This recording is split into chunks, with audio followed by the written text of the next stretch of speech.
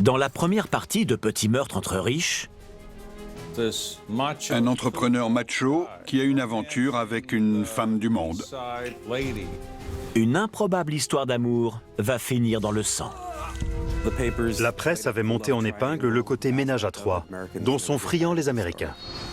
Et ensuite, le Casanova du Texas Il collectionnait les femmes, il les aimait grandes avec de gros seins. dompté par une championne de rodéo. Rhonda n'avait rien d'un ange, elle était capable du pire. Je m'appelle Christopher Mason. Chez les riches, se marier avec quelqu'un d'une classe inférieure est un vrai poison social. Pourtant, combien de milliardaires solitaires se sont amourachés de la femme de chambre ou du plombier? On peut préférer mettre du piment dans sa vie avec quelqu'un d'un peu frustre que s'ennuyer avec quelqu'un de son milieu. Seulement, un diamant brut peut très bien devenir une brute tout court.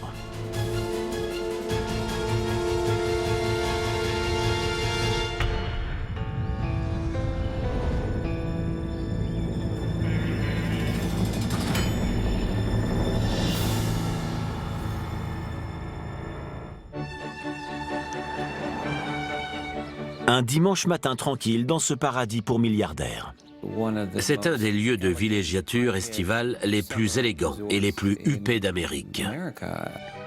La plupart des nantis qui vivent ici sont encore en peignoir de soie, en train de siroter leur café crème, tout en feuilletant les journaux.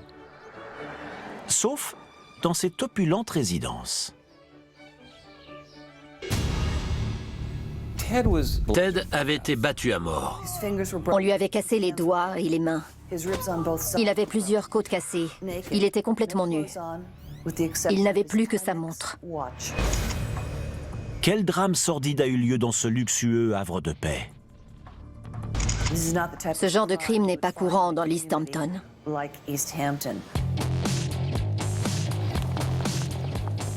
À la fin des années 1980, Wall Street se remet à peine du krach boursier. Mais certains New-Yorkais ne sont pas encore guéris de leur cupidité. Ces prédateurs boursiers entendent bien profiter de la crise financière. C'est le cas du banquier d'affaires Ted Hammond. Il s'enrichit en faisant équipe avec une société spécialisée dans les opérations d'acquisition à effet de levier pour racheter des entreprises en difficulté. En 1990, Ted devait valoir dans les 50 millions de dollars. Comme la majeure partie des richissimes new-yorkais, Ted fuit souvent l'enfer de Manhattan en allant se réfugier dans sa somptueuse villa de bord de mer dans les Hamptons. East Hampton est très résidentiel. Les haies autour des villas sont plus hautes que partout ailleurs. Beaucoup de célébrités viennent y passer l'été. Star de cinéma, créateur de mode, mania des affaires, East Hampton est une villégiature estivale parfaite pour les personnages en vue comme Ted Hammond. Je flânais dans les Hamptons à la recherche d'une maison. La meilleure fusion que négocie le banquier à ce moment-là est son mariage avec la sublime Generosa Rand. Generosa était une femme extraordinaire. Elle était courageuse, elle avait du chien, elle était drôle, gentille, et elle portait bien son nom, vraiment généreuse. Elle n'imaginait pas qu'un jour, on se marierait. Ils sont tombés amoureux 15 ans plus tôt, le jour où Generosa faisait visiter à Ted un appartement chic à New York. Imaginez la tête qu'elle a fait. Grâce à l'énorme fortune de Ted, Generosa, qui avait travaillé dans l'immobilier, lance sa propre affaire de vente de villas de luxe. Des villas que Generosa faisait d'abord entièrement restaurer, comme l'explique son ami de longue date, Beverly Wilkes. Ils avaient accumulé suffisamment d'argent pour acheter plusieurs propriétés à différents endroits. Et Generosa passait beaucoup de temps à réaménager et à décorer les demeures qu'ils achetaient. À la fin des années 1990, les Hammond possédaient 5 propriétés en différents endroits du monde. Leur acquisition la plus récente était un superbe manoir anglais. Ted a acheté ce magnifique manoir dans le Surrey, en Angleterre, que Generosa, bien sûr, allait faire aménager. Elle adorait cela. Elle est donc partie là-bas pour surveiller les travaux, pendant que Ted passait ses semaines à New York, occupé à ses affaires. À ses affaires et à bien d'autres choses. À Manhattan, Ted passe aussi ses nuits en bonne compagnie. Generosa a découvert que Ted entretenait une liaison avec une femme. Cette femme avait un enfant. et Generosa soupçonnait Ted d'en être le père. Pour couronner le tout, le couple Ted-Generosa était stérile. Pour une raison que j'ignore, ils ne pouvaient pas avoir d'enfants.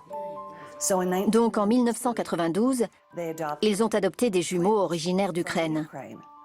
2 beaux petits blonds, une fille et un garçon. Pendant 8 ans, la petite famille nage dans le bonheur, mais cela ne dure pas.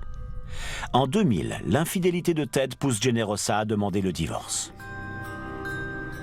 Elle était convaincue que non seulement il l'avait trompée, mais qu'il avait mis cette banquière enceinte. Donc leur couple s'est littéralement effondré. Ted et Generosa se déchirent au sujet de la garde des enfants, mais s'accordent sur un point. Ils partageront leur résidence de vacances à East Hampton. En octobre 2001, le divorce approche et Ted est sous pression. Il va passer un week-end dans leur villa des Hamptons pour se détendre. Bien sûr, il n'était pas enchanté de perdre autant d'argent, mais il se projetait déjà dans sa nouvelle vie. Le lundi suivant, Ted Hammond ne se présente pas à ses rendez-vous. Son associé s'est étonné de ne pas voir Ted à une réunion importante. Il n'était pas non plus allé chercher ses enfants à l'école. C'était inquiétant. Soupçonnant quelque chose de grave, l'associé de Ted et son chauffeur se rendent en hâte dans les Hamptons. Son associé y est allé en hélicoptère et c'est lui qui est entré le premier dans la villa. Ted, tu es là? Ils ont trouvé Ted dans la chambre principale. Il était complètement nu. Il n'avait plus que sa montre sur lui.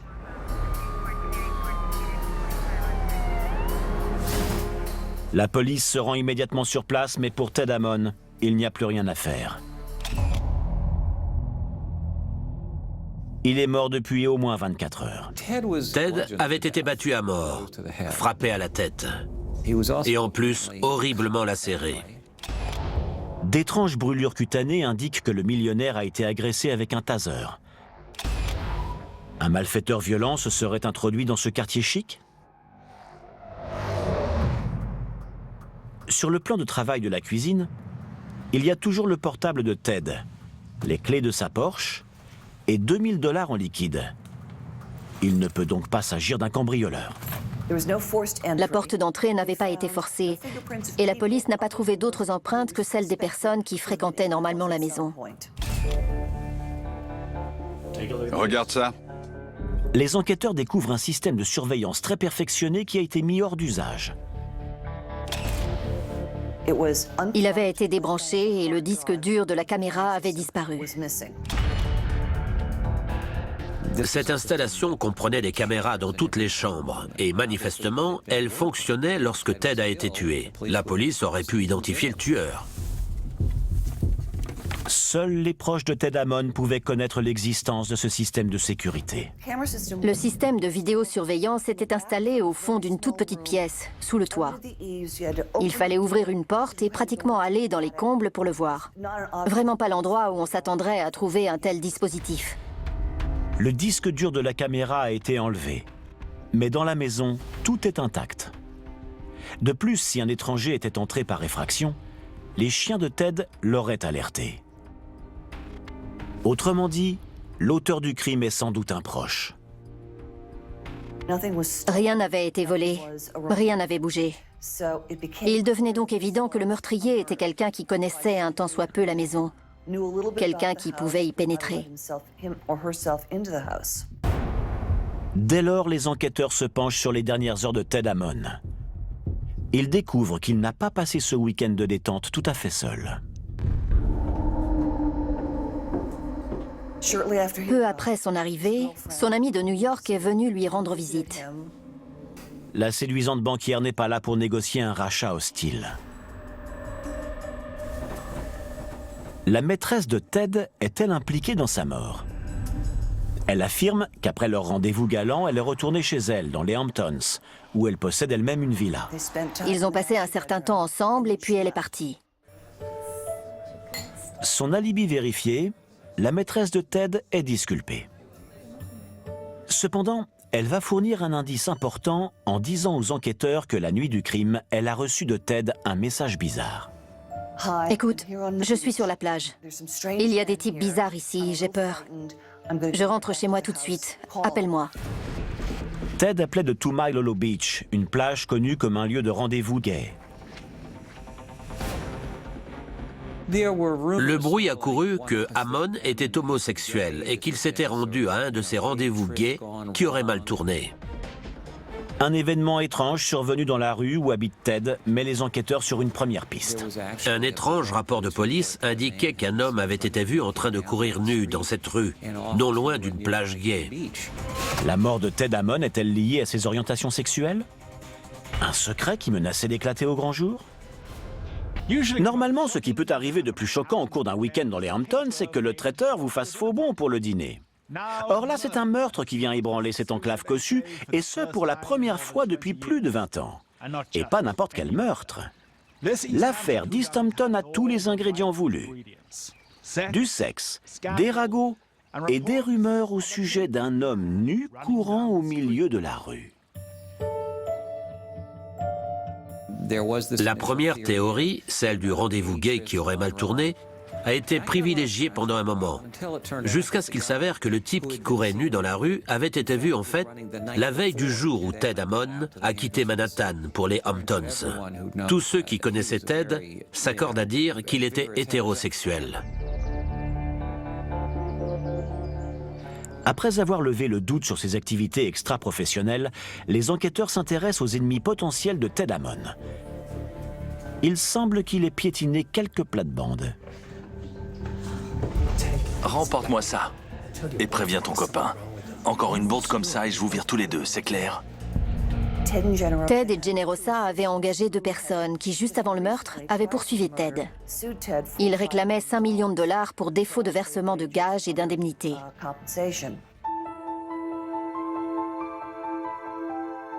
La bataille juridique de Ted avec ses extras est-elle une raison suffisante pour pousser ces derniers à le tuer?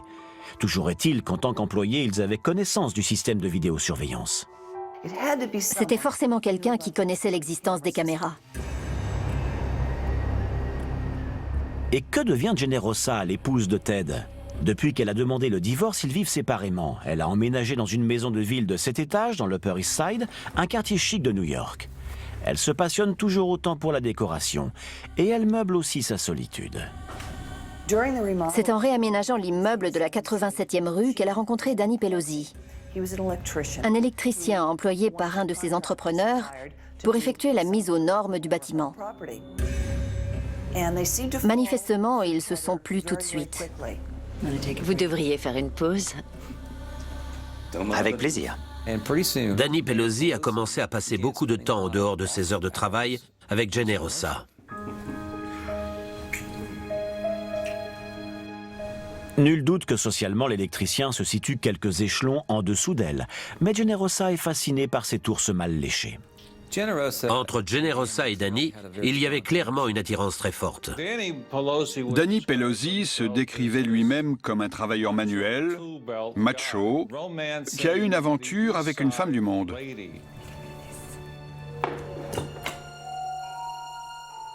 Et il était très fier qu'elle veuille bien de lui, lui qui n'avait pas d'autre bagage que sa ceinture à outils, et qu'elle apprécie son charme, disons, un peu brut.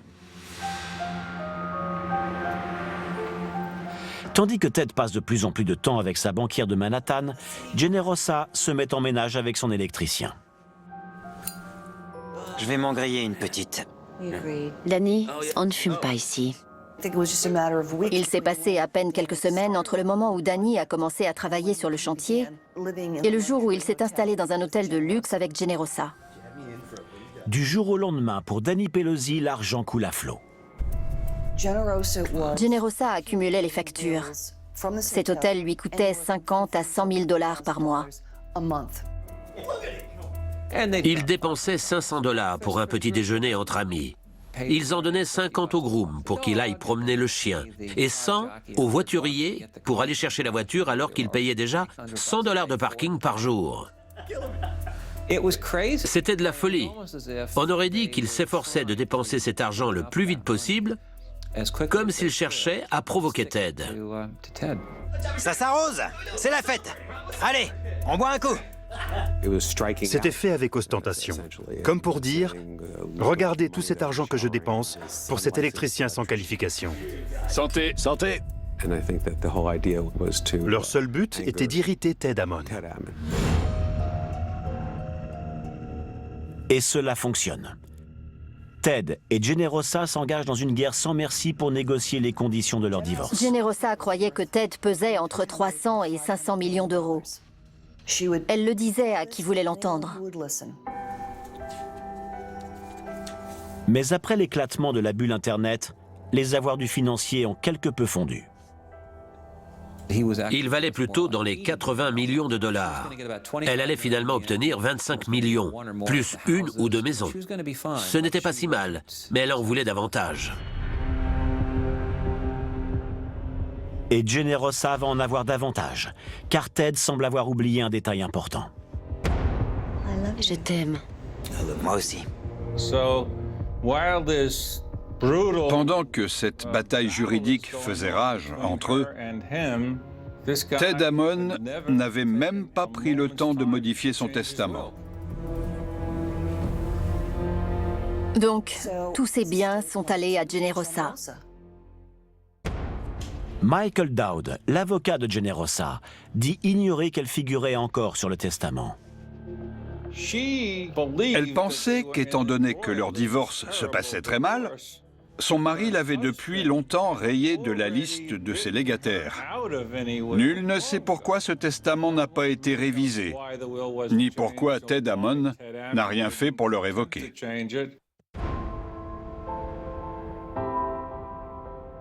Une semaine après sa mort, des centaines de personnalités viennent dire un dernier adieu à Ted au Lincoln Center. Dans cette foule, il ne manque qu'un visage éploré. Celui de son épouse, Generosa. Elle est occupée à préparer une toute autre cérémonie. Veux-tu m'épouser? Son mariage avec son électricien. Oui. 3 mois après l'assassinat de Ted, Danny épousait Generosa. Elle te plaît? Oui. Le lendemain, le 10 janvier, Generosa lui faisait un virement d'1 200 000 euros. La soif compulsive d'argent ajoutée à ce projet de mariage, cela fait déjà 2 mobiles pour Danny et Generosa. Sur ce, la police découvre qui a installé le système de vidéosurveillance de la maison des Hamptons. Le système de caméra avait été installé par Danny et un employé de la société d'alarme. Generosa a fait installer ses caméras par Danny Pelosi pour pouvoir espionner son mari. C'est répugnant. Elle voulait prouver que Ted avait une liaison. C'est à lui qu'elle a demandé d'installer des caméras dans leur villa de l'East Hampton. Et voilà que Ted est retrouvé battu à mort dans cette même maison. La nuit où Ted est assassiné, les caméras auraient pu filmer aussi le tueur si le système n'avait pas été saboté.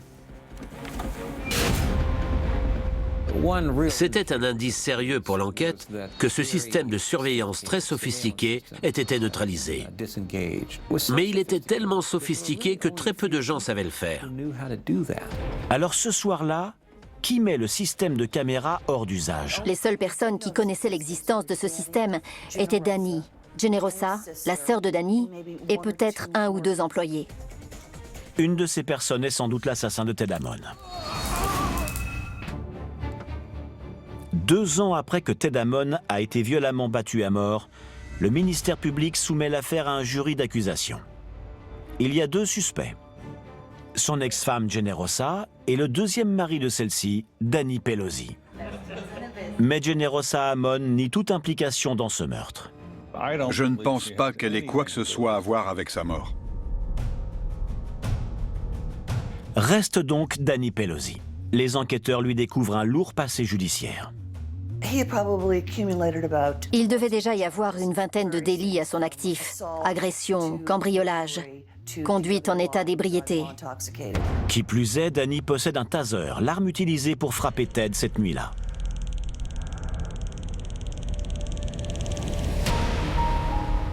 Le procureur propose à Generosa de témoigner devant le jury d'accusation en échange de son immunité contre toute poursuite. Elle refuse. Et les enquêteurs sont conscients qu'il leur reste peu de temps. Elle était atteinte d'un cancer du sein en phase terminale et s'affaiblissait très vite. Si Generosa cache quelques secrets, elle l'emporte dans la tombe en août 2003. Une fois admise à l'hôpital, elle n'espérait plus en sortir. Elle refusait de se nourrir et elle a fini par mourir. C'était infiniment triste. Ça me faisait tellement de peine qu'elle soit partie de cette façon.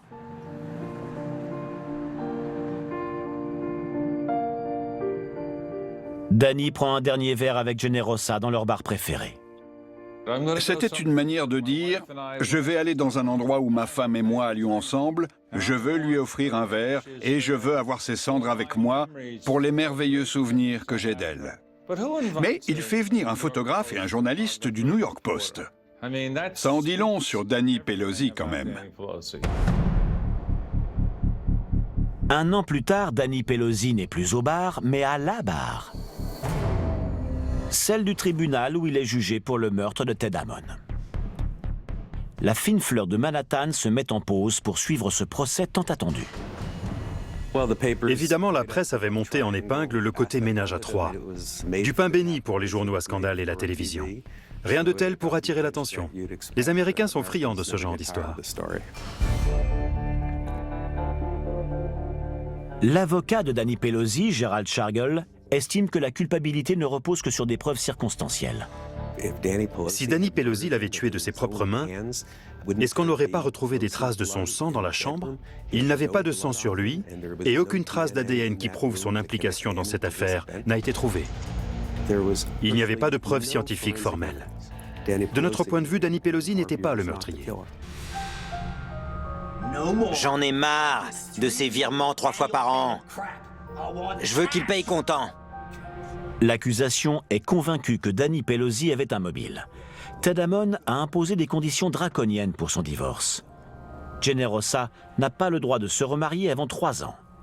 Quant à la prestation compensatoire, Ted la paye en plusieurs versements annuels. Danny a appelé un des avocats de Generosa, chargé du divorce, pour exiger que Ted verse l'argent comptant tout de suite.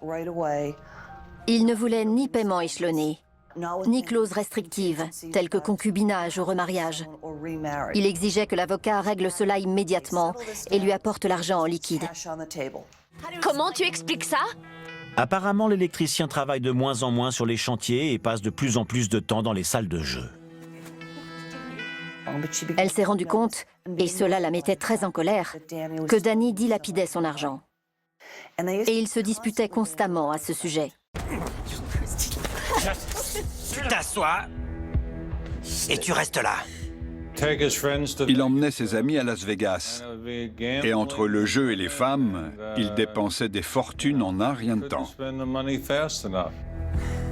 Je me souviens en particulier d'un week-end record où il a dépensé au bas mot 200 à 300 000 euros en un week-end.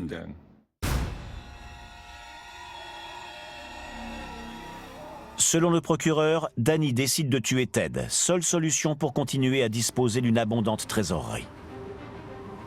Alors le samedi 20 octobre 2001, quelques jours avant que le divorce ne soit prononcé, Danny Pelosi se rend dans la villa de Ted, dans les Hamptons. Sachant qu'il pourrait être filmé, il neutralise le système de vidéosurveillance. Il a aussi pris soin d'enfiler sa combinaison de travail pour éviter que ses vêtements ne soient tachés de sang. On pense que Ted a été agressé pendant son sommeil. Danny sort son taser.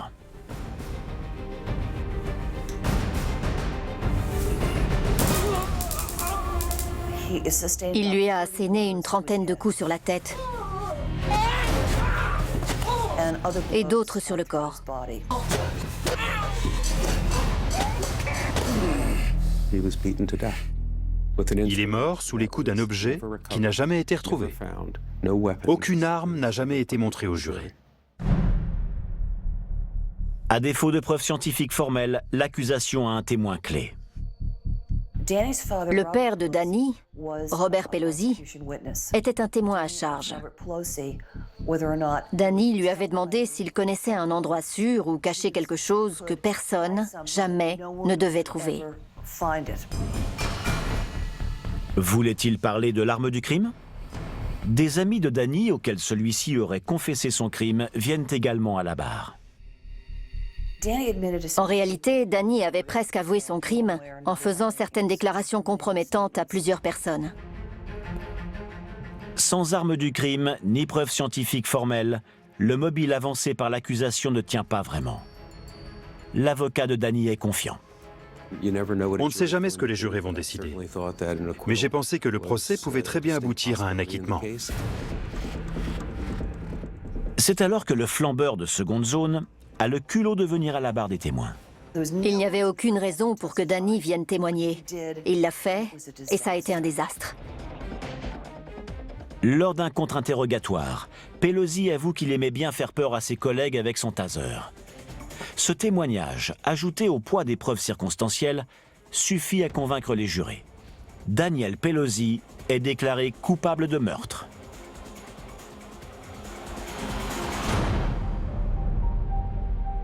Il est condamné à 25 ans d'emprisonnement. À ce jour, il continue de clamer son innocence. Pas de traces de sang, pas d'ADN, aucune preuve scientifique, pas d'échantillon de cheveux. Rien qui relie Danny Pelosi à ce meurtre.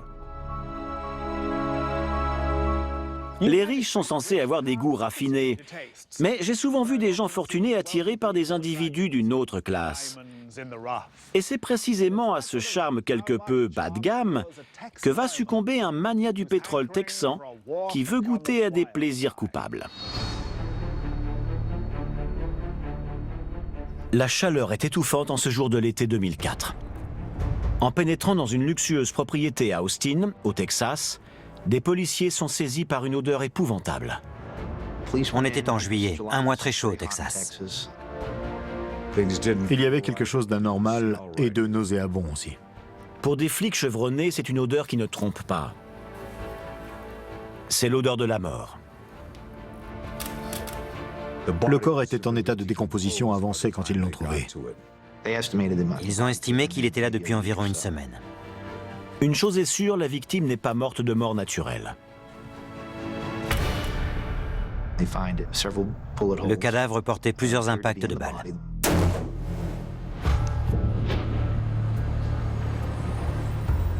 Depuis ce jour de janvier 1901 où l'or noir a jailli du sol à Beaumont, l'industrie du pétrole est la plus florissante qui soit au Texas. Au tournant du 21e siècle, Jimmy Just est l'un des magnats de l'industrie pétrolière de cet État.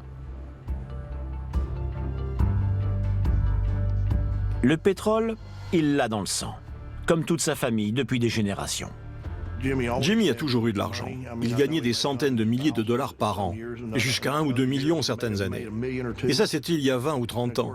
Aujourd'hui, ça représenterait 6 ou 7 millions de dollars. Il avait toujours été très à l'aise. Non seulement Jimmy est richissime, mais il est beau et séduisant. Jimmy avait tout d'une star de cinéma. Il était vraiment bel homme. Il tenait à la fois de Burt Reynolds et de Cary Grant. Cette belle gueule est un atout majeur quand on a comme lui une passion pour les femmes. Jimmy Just était riche et beau, la combinaison gagnante pour un grand séducteur. Les femmes, il les collectionnait. Il les aimait grandes avec de gros seins. Et il en avait toujours plusieurs à la fois. Le magnat du pétrole se complaît dans cette vie de playboy. Pas question d'y renoncer pour épouser une de ses ravissantes célibataires. Jusqu'au jour où il rencontre Rhonda Glover. Rhonda Glover avait tous les attributs que l'on a coutume d'associer à l'expression « belle à se damner ». Tout chez elle était d'une beauté parfaite. Jimmy est subjugué. Elle est belle, grande, avec une grosse poitrine, mince, athlétique même. Non seulement Rhonda Glover a été lauréate d'un concours de beauté, mais elle est aussi une plantureuse championne de rodéo. Vous connaissez l'expression « avoir ce qu'il faut là où il faut ». Eh bien, c'était le cas de Rhonda Glover, et elle le montrait. Jimmy aime les femmes à la fois charmantes comme lui et brutes comme son pétrole. Avec Rhonda Glover, il a encore touché le pactole. Tout cela se résumait au fait qu'elle était incroyablement performante au lit. Une véritable bombe sexuelle, et Jimmy aimait qu'on le secoue. Si cette femme était une bête de sexe, Jimmy ne pouvait que devenir son esclave. Bientôt, dans la bonne société de Houston, on ne parle plus que de Jimmy et de Rhonda. Avec la notoriété et la richesse de Jimmy Just, ajoutée à la beauté et au charisme de Rhonda Glover, on nage en plein conte de fées. Voilà le stéréotype du couple parfait, surtout aux yeux de la bonne société de Houston.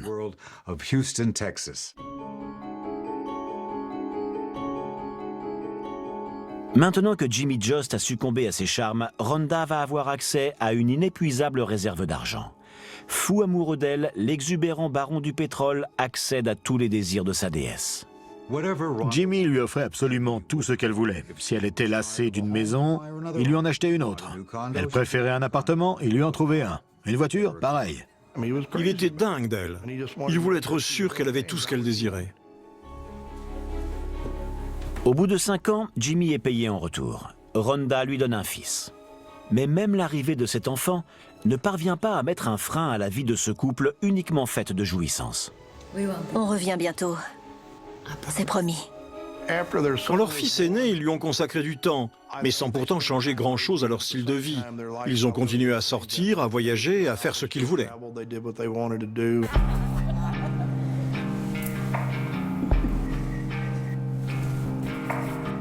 Et ce qu'ils veulent, c'est faire la fête.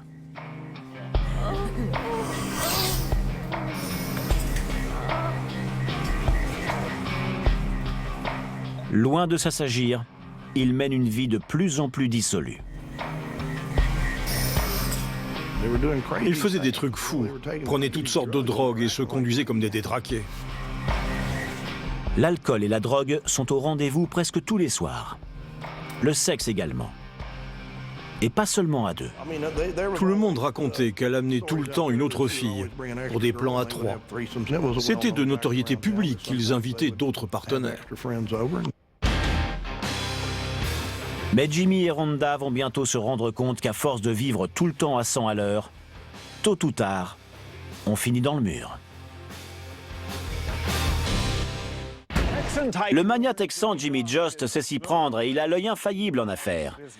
Mais il a un faible pour les brunes plantureuses. Et il n'y en a pas de plus sexy que la championne de rodéo, Rhonda Glover.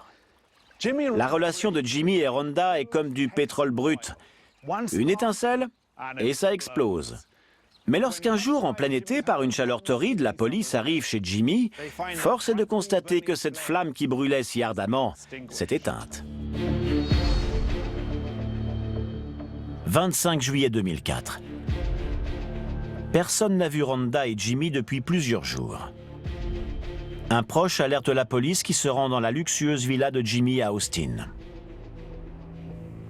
Elle trouve la porte ouverte. Devant la chambre, il y a un vestibule. C'est là qu'il trouve un homme mort, couché sur le dos. Quelqu'un a mis brutalement fin à la vie de fêtard que menait le magnat du pétrole, et avec violence. Son corps est criblé de balles. Plusieurs balles ont été tirées alors que le cadavre de Jimmy Just gisait à terre, notamment 2 sous la ceinture.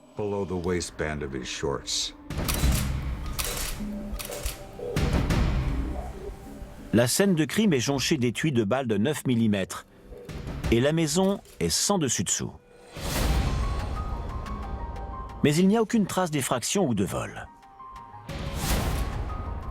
Quand ils apprennent la nouvelle, les amis de Jimmy sont abasourdis. Un ami m'a téléphoné. Jimmy Just est mort. J'ai dit quoi? Ça a été un choc. Le meilleur ami de Jimmy, Danny Davis, exploitant pétrolier lui aussi, se demandent qui a bien pu vouloir éliminer un homme aussi sociable.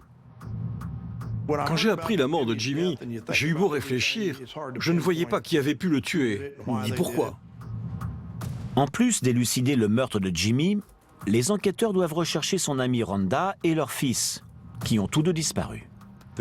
Ils savent, ou tout au moins soupçonnent, que Rhonda Glover et son fils étaient dans la maison. Et ils craignent que Rhonda et l'enfant n'aient été enlevés. Jimmy Just a placé des millions de dollars dans des puits de pétrole d'un bout à l'autre du Texas. Une de ces transactions aurait-elle fait des jaloux? Peut-être un rival de Jimmy a-t-il kidnappé Rhonda et son fils avec une idée derrière la tête? En tout cas, ils veulent à tout prix retrouver cette femme et son enfant. En fouillant dans le passé du couple, les enquêteurs constatent que la relation de Rhonda et Jimmy avait commencé à battre de l'aile. La relation de Jimmy et Rhonda était très orageuse. La passion amoureuse vole en éclats lorsque Jimmy apprend que Rhonda n'est pas la femme d'un seul homme. Un jour, il a su qu'elle était avec un autre. Eh bien, il a escaladé le mur jusqu'au 2e étage, comme Spider-Man. Il est entré dans l'appartement et là, ça a bardé. Sous mon toit! Et ce n'est pas la première fois qu'elle le trompe. Dégage! Je suis chez moi! Rhonda était très portée sur le sexe. Et elle se jetait sur tous ceux qui l'attiraient sexuellement.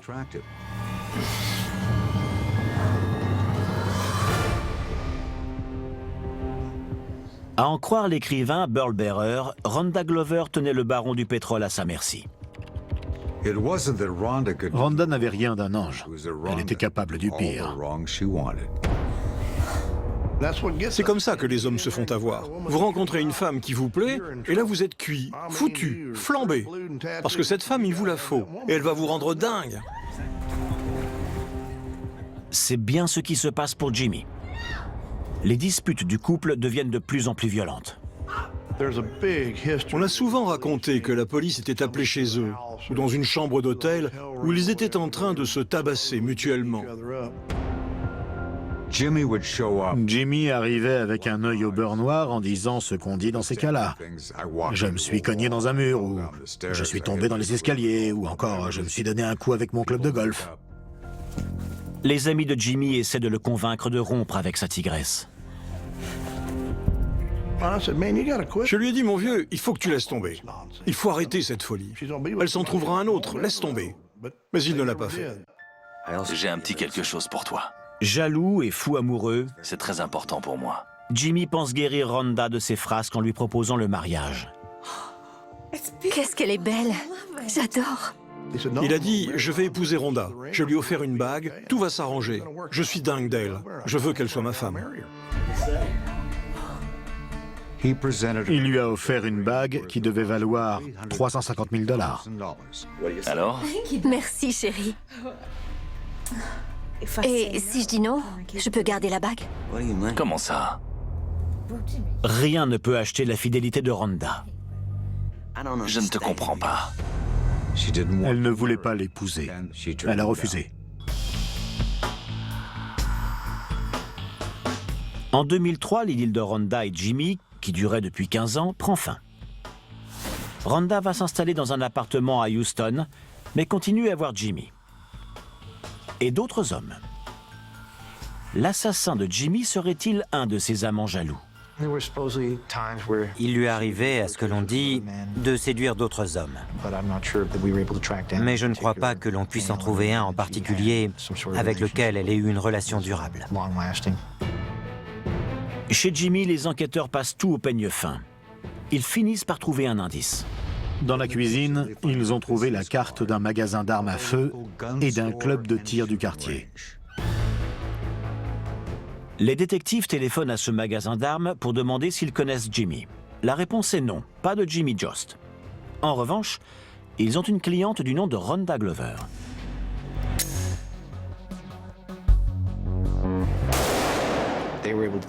Ils nous ont dit qu'ils avaient des informations sur Rhonda Glover, qu'elle leur avait acheté un pistolet semi-automatique. La police ne pense plus que Rhonda Glover a été enlevée, mais plutôt que l'ancienne reine de beauté est armée et en fuite.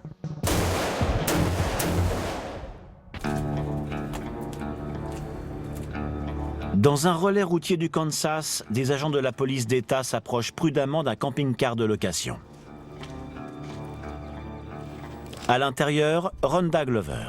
Sortez, s'il vous plaît, mademoiselle. Suspect numéro 1 du meurtre de son amant Jimmy Just. Elle a été arrêtée au Kansas par un policier qui vérifiait les plaques d'immatriculation. Son fils de 9 ans est là aussi. Rhonda se rend sans résistance. L'enfant était sain et sauf. Elle a été emmenée pour l'interrogatoire. Dans le camping-car, la police trouve 9 000 $ en liquide, une Bible, dont certains passages parlant de meurtre sont soulignés, et une poignée de balles de 9 mm, les mêmes que celles qui ont tué Jimmy Just. L'inspecteur Arthur Fortune, enquêteur criminel à Austin, se rend au Kansas pour mener l'interrogatoire. Si Rhonda est troublée par son arrestation, elle n'en laisse rien voir. Le détective Walker et moi-même l'avons trouvée très désinvolte. Elle était très décontractée et elle posait des questions. Qu'est-ce qui s'est passé? Est-ce qu'il y a eu quelque chose? Quelqu'un est mort? Est-ce que Jimmy va bien? Sous l'avalanche de questions, elle commence à perdre son calme. Ils lui ont posé toutes sortes de questions auxquelles elle avait toujours des réponses, jusqu'au moment où elle a craqué et avoué qu'elle avait tué Jimmy.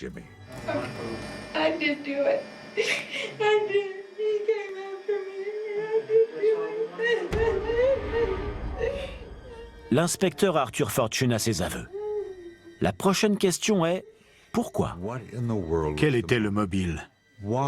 Qu'est-ce qui avait bien pu pousser Rhonda Glover à tuer le père de son enfant, un homme qui l'aimait de tout son cœur et de tout son être, au sens propre du terme? Il n'y avait rien de rationnel là-dedans.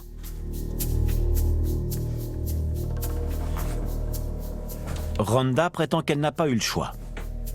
Sa version des faits est que Jimmy l'a agressée et qu'elle s'est défendue en lui tirant dessus. Oh non, donne-moi ça! Donne-moi ça!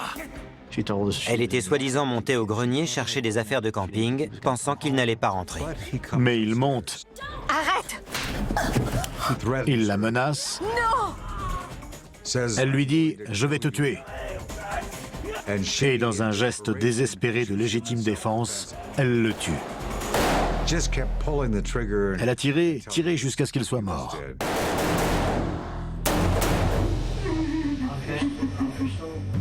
S'il s'agissait de légitime défense, pourquoi Rhonda n'a-t-elle pas aussitôt appelé la police?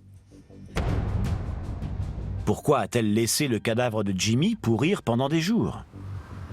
Pourquoi est-elle partie avec un camping-car de location? Elle avait tout prémédité. Elle avait prévu d'aller jusqu'à Aspen, dans le Colorado.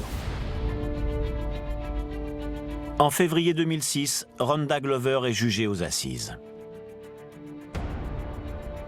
Le procureur dépeint Rhonda comme une intrigante, une aventurière qui ne s'intéresse qu'à la fortune de Jimmy Just.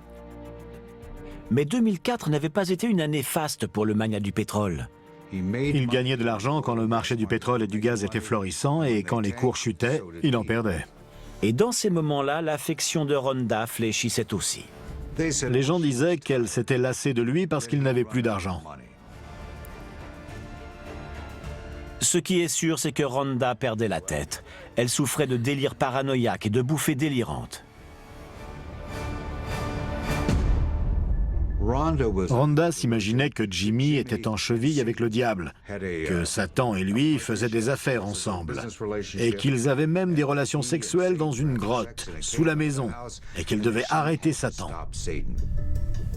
Mais je savais que quelque chose ne tournait pas rond. Ils devenaient dingues, tous les deux. C'était de la folie. Elle forçait sur la coke et les amphétamines, au lieu de suivre un traitement pour sa maladie mentale. Ce n'est pas pour rien qu'on les appelle des drogues récréatives. Les gens s'amusent avec, sinon ils n'en prendraient pas. D'après l'accusation, Rhonda a imaginé un moyen de mettre un terme à cette idylle qui tournait mal, tout en s'en tirant à bon compte. À mon avis, Rhonda méditait ça depuis un bout de temps. Elle avait prévu son coup. Elle avait acheté le revolver et s'était entraînée pour avoir la main sûre.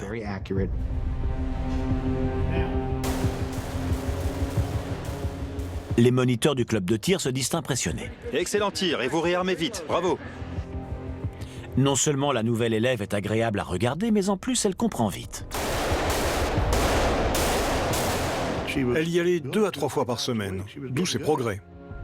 Les moniteurs se souviennent aussi que Rhonda leur demandait des conseils précis. Je voulais vous demander, supposons que je rentre chez moi et qu'il y ait un cambrioleur en train de regarder la télé. Qu'est-ce que je fais?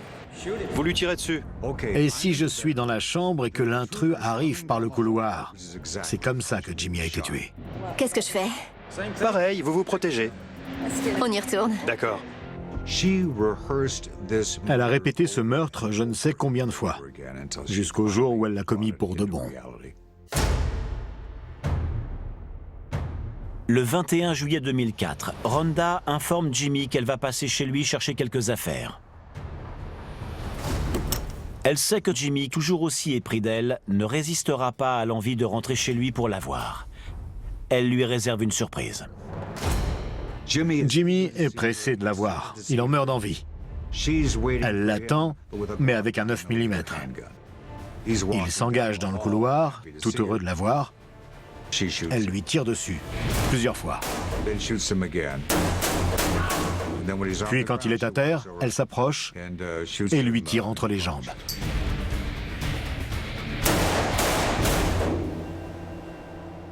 Ce n'était pas de la légitime défense. Elle l'attendait pour le tuer, pour se débarrasser de lui. Elle l'a transpercé de 9 balles avant de s'enfuir. La délibération des jurés ne durera que 3 heures. Rhonda Glover est reconnue coupable. Verdict, 46 ans d'emprisonnement. Pour Danny Davis, l'ami de Jimmy, justice a été rendue. Mais cela ne lui rendra pas son meilleur ami. Il serait en train de s'amuser alors qu'il est. Il ne se passe pas un jour sans qu'il me manque. Et elle, est-ce qu'elle me manque? Non. Si elle est encore en vie le jour de sa libération, Rhonda Glover aura perdu depuis longtemps son envoûtante beauté. Quand on se croit au-dessus de toutes les règles, on risque un jour d'en payer le prix fort. Danny Pelosi, le séducteur bas de gamme, aimait trop l'argent. Quant à la championne de rodéo, Rhonda Glover, en voulant atteindre des sommets, elle a supprimé l'homme qui l'adorait. Malgré leur éclat, ces diamants ont un cœur de pierre. C'était Christopher Mason. À bientôt pour un prochain épisode de Petit meurtre entre riches.